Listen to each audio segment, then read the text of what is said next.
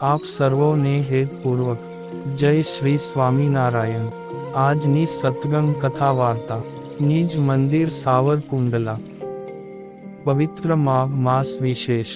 આજે આપને સત્સંગ કથા વાર્તા અંતર્ગત શ્રી વેદરસ કથા સાંભળશું। જોબન અવસ્થા દુઃખ દેવાને અર્થે ચડાતું પગથિયું। હે પરમહંસો, દુઃખરૂપ બાલ્યાવસ્થાને અંતે જોબન અવસ્થા આવે છે। તે બાલ્યાવસ્થાથી ચડતું પગથિયું છે।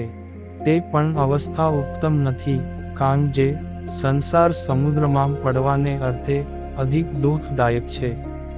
અને જોબન અવસ્થા જ્યારે એ મુમુક્ષને આવે ત્યારે એને કામરૂપ પિશાચ વળગે છે। અને તે કામરૂપ પિશાચ જ્યારે જોબન અવસ્થા રૂપ શહેરને વિશે આવીને રહે ત્યારે ચિત્તરૂપી કમળ તે વિષય વિકાર રૂપ સૂર્યને દેખીને ઉભરી આવે છે। અને વિષય ભોગવ્યાની ઈચ્છા અને સંકલ્પ તેને બહુ વિસ્તારે છે। જેમ સૂર્યના ઉગવા થકી સૂર્યમુખી કમળ ઉભરી આવે અને પાંખડીઓનો બહુ વિસ્તાર કરે છે, તેમ જોબન અવસ્થા આવે છે ત્યારે ચિત્તરૂપી કમળને વિશે વિષયની ઈચ્છારૂપી પાંખડીઓ બહુ વિસ્તાર પામે છે। તે વારે વારે નાના પ્રકારના વિષય ભોગવ્યાની ઈચ્છાઓ સ્ફુરી આવે ત્યારે કામરૂપી જે પિશાચ તે એ મુમુક્ષુને સ્ત્રીઓને વિશે નાખી દે છે। જો સંત સમાજ માંગથી નોખો પડે તો પછી સત્સંગીથી નોખો પડ્યો એવો જે મુમુક્ષુ તે સ્ત્રીમાં પડ્યો થકો અતિશય દુઃખને પામે છે। અને તે કેડે કુંભીપાક આદિક જે નરકના અગ્નિ તેને વિશે અતિશય બળે છે। હવે યૌવન અવસ્થાના દુઃખો કહે છે જે, હે પરમહંસો, આ જગતને વિશે જેટલા વિષય વિકાર છે તે સર્વે આ જોબન અવસ્થાને વિશે ઉદય થાય છે। અને જેમ દ્રવ્યમાન પુરુષને દરિદ્રી પુરુષ પોતાની મેળે જ આવીને દ્રવ્યવાળાને આશરે રહે, તેમ એ મુમુક્ષુની જોબન અવસ્થાને દેખીને આત્મજ્ઞાનના વિરોધી એવા જે સર્વે કામ ક્રોધાદિક દોષરૂપ શત્રુ તે જો સંત સમાજથી જુદો પડે તો તે મુમુક્ષુના હૃદયને વિશે આવીને ભેળા થાય છે। પછી તે સ્ત્રીને સુખરૂપ જાણીને ભોગવ્યાની ઈચ્છા કરે છે। તે પરમ દુઃખનું કારણ છે। ને જેમ દારૂનો ભરેલો ઘડો દેખવા માત્ર સુંદર છે, પણ જ્યારે પીવે ત્યારે પીનારો ઘેલો થઈ જાય છે।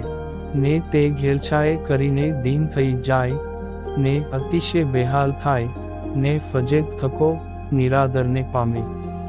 તેમ એ સ્ત્રી દેખવા માત્ર તો રૂડી લાગે છે, પણ જ્યારે એને ભોગવે ત્યારે તૃષ્ણાએ કરીને ઉન્મત્ત થઈને સ્ત્રીને આધીન થઈ જાય છે। હે પરમહંસો, કામ ક્રોધ લોભ મોહ અહંકાર એ આદિક જે ચોર છે તે યૌવનાવસ્થા રૂપ રાત્રિને દેખીને સંત સમાજથી નીકળ્યો એવો જે મુમુક્ષુ તેને લૂંટવા લાગે છે। અને એનું આત્મજ્ઞાન રૂપી જે ધન તેને હરી લે છે। તેને કરીને એ પુરુષ દેહરૂપ થઈ જાય। અને જેમ મેઘના વિયોગે કરીને મયુર દીન થઈ જાય, તેમ એ પુરુષ આત્મજ્ઞાનને વિયોગે કરીને દીન થઈ જાય છે। હે પરમહંસો, એવા દુઃખની દેનારી જે યૌવનાવસ્થા તેને ગ્રહણ ન કરવી, અને આત્મજ્ઞાનનું ગ્રહણ કરવું, કારણ જે ચિત્તને શાંતિ તો આત્મજ્ઞાને કરીને થાય છે। અને આત્મજ્ઞાને રહિત એવું જે ચિત્ત તે તો અશાંત છે। યૌવનાવસ્થાને વિશે ચિત્ત વિષયની કોરે દોડે છે। જેમ બાણ તે કમાન માંગથી છૂટે ને નિશાન સામું દોડે છે, તેમ ચિત્ત વિષય સામું દોડે છે। ને જ્યારે વિષયને અર્થે સ્ત્રીનો સંયોગ થાય ત્યારે પણ સ્ત્રીના સંગની તૃષ્ણા નિવૃત્તિ નથી થતી। ને તૃષ્ણાએ કરીને બંધાણો થકો જન્મ મૃત્યુને પામે છે। અને લખ 84 ને પશુ પક્ષીના અવતારને પામ્યો થકો સ્ત્રીના ભોગને ભોગવે છે। તો પણ તૃપ્ત થતો નથી. તે સારું એવી દુઃખદાયી જે યૌવનાવસ્થા તેની ઈચ્છા ન રાખવી. અને કામ, ક્રોધ, લોભ, મોહ, મદ, મત્સર, અહંકાર, અભિમાન, ચપળતા આદિ જે દોષ તે સર્વે આ યૌવનાવસ્થાને વિશે આવીને રહે છે. તે સારું જે પરમહંસના મંડળથી જુદો પડે તેને એ યૌવનાવસ્થા દુઃખ દે છે. અને જેમ પ્રલય કાળમાં બ્રહ્માંડના નાશને અર્થે સર્વે ઉપદ્રવ આવીને ઉદય થાય તેમ યૌવનાવસ્થાને વિશે કામ ક્રોધાદિક ઉપદ્રવ એ જીવની મુમુક્ષુતાના નાશને અર્થે આવીને ઉપજે છે. હે નિષ્પાપ પરમહંસો, એ યૌવન અવસ્થા ક્ષણભંગુર છે. જેમ વીજળીનો ઝબકારો ઉદય થઈને મટી જાય તેમ યૌવનાવસ્થા આવીને મટી જાય છે. ને જેમ સમુદ્રને વિશે તરંગ ઉપજીને મટી જાય તેમ યૌવન અવસ્થા આવીને મટી જાય છે. અને જે સ્વપ્નને વિશે સ્ત્રીના વિકારનો છળ આવે ને એ પુરુષને છળીને છેતરી જાય તેમ અજ્ઞાને કરીને યૌવન અવસ્થા છળી જાય છે. હે પરમહંસો, એ યૌવન અવસ્થા એ મુમુક્ષુનો પરમ શત્રુ છે. અને જે પુરુષ એ યૌવન અવસ્થા રૂપ શત્રુના શસ્ત્ર જે કામ, ક્રોધાદિક તે થકી બચ્યો અને એ યૌવન અવસ્થા થકી છૂપ્યો તે પુરુષ વજ્રે કરીને પણ નહીં વિંધાય. અને જે યૌવન અવસ્થાના શસ્ત્રે કરીને વિંધાણો તે તો પશુ છે. હે પરમહંસો, દેખ્યા માત્રમાં તો તે યૌવન અવસ્થા સુંદર છે, પણ અંતરમાં તો તૃષ્ણાએ કરીને જીર્ણ થઈ ગઈ છે. જેમ વૃક્ષ દીઠામાં સુંદર હોય અને માંગી ઘઉંને એટલે કે ઘણ કરીને ખવાઈ ગયું હોય તેમ જોબન અવસ્થા છે.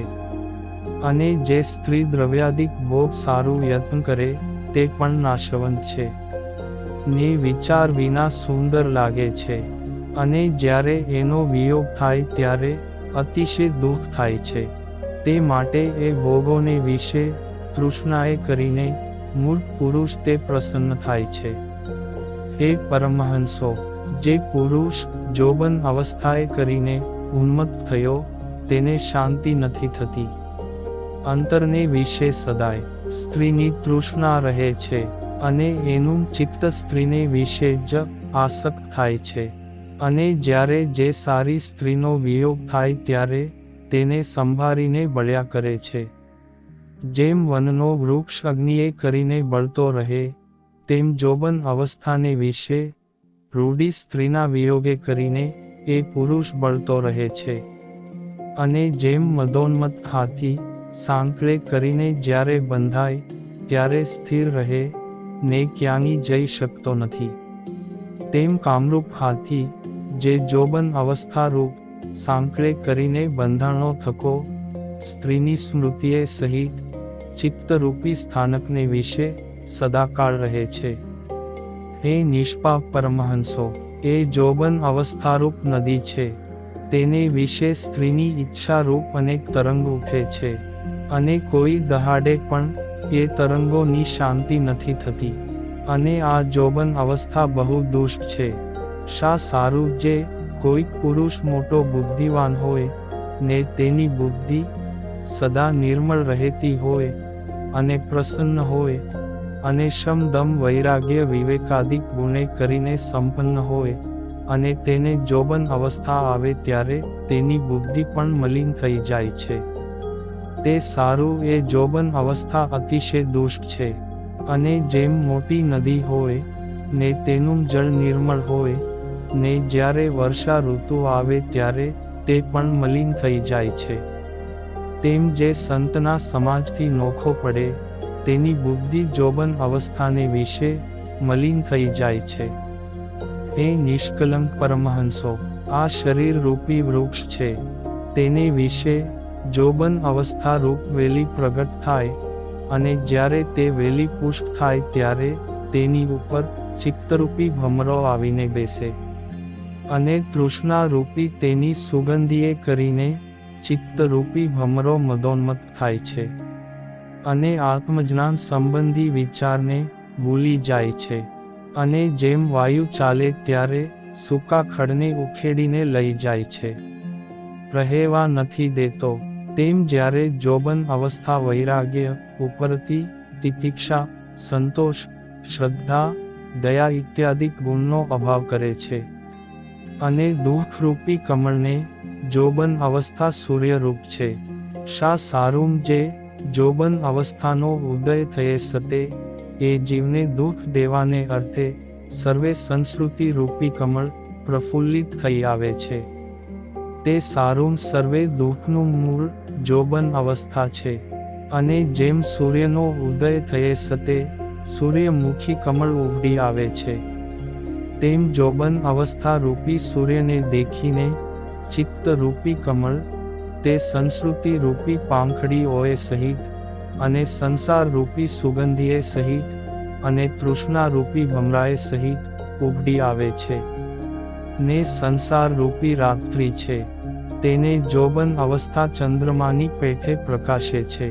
અને જેમ ડાંગરનો થૂમડો ત્યાં લગી લીલો રહે જ્યાં સુધી એને ફળ નથી આવ્યા, ને જ્યારે ફળ આવે ને પાકે ત્યારે તે ડાંગરનો થૂમડો સુકાઈ જાય છે, તેમ જ્યાં સુધી જોબન અવસ્થા નથી આવી ત્યાં સુધી શરીર સુંદર કોમળ છે. ને જ્યારે અવસ્થા આવે ત્યારે શરીર કુરૂપ થઈ જાય અને વળી પરિપક્વ થઈને ક્ષીણ થઈ જાય છે, ઘરડો થઈ જાય છે, ને જીર્ણ થઈ જાય છે. આમ મુમુક્ષુ સંતને વિશે જોબન અવસ્થાનું વર્ણન કર્યું.